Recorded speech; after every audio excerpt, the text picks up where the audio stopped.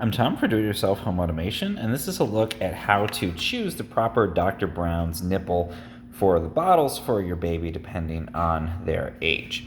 So let's just flip this over. Every Dr. Brown's nipple, this is a size 3 or level 3, is going to have this little chart that shows you on the back what size nipple to use depending on your kid's age.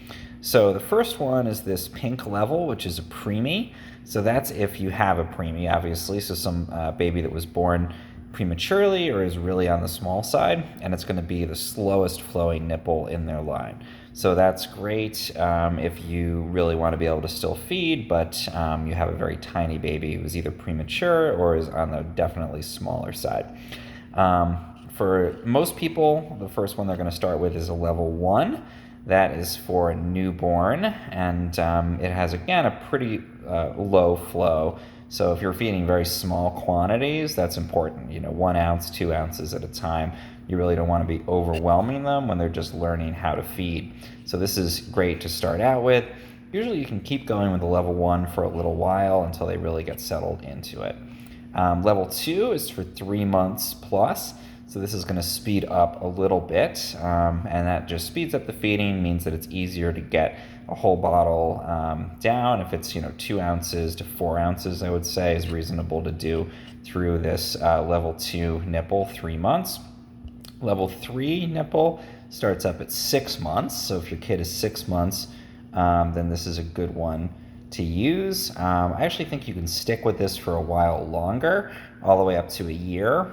The advantage of it is that it's a little bit slower flowing than the later ones here, but you're still going to get enough of speed so that they're not going to get bored or annoyed that they're not getting enough food, even if you're feeding 6 to 8 ounces at a time. And the reason I think this still works is that, around this age, obviously it depends on the kid, check with your pediatrician, but you're probably going to be starting to introduce solids at that point.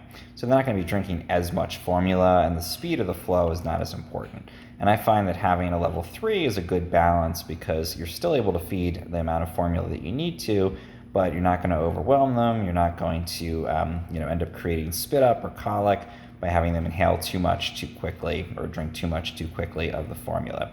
So I think you can actually stay at level 3 for a while, but if you want to go even faster flow, then you can go up to these level 4 or the Y cut. These are the fastest flowing nipples in Dr. Brown's line.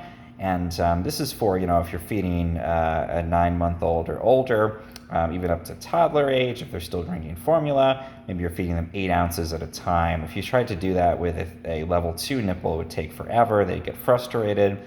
So this is the highest flow, highest level, but they really have to be able to handle that and not choke and not end up drinking too much too quickly and ending up with spit up.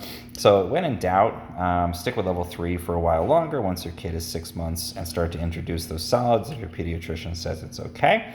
And if they're younger than that, you just go through this basic progression for the first 3. You can bump up to here and you can stay at this level until they're off of bottles and no longer drinking formula at all. That's my own perspectives. Obviously, with any kind of baby product that has to do with feeding or health, check with your pediatrician. But that's the different levels of Dr. Brown's nipples.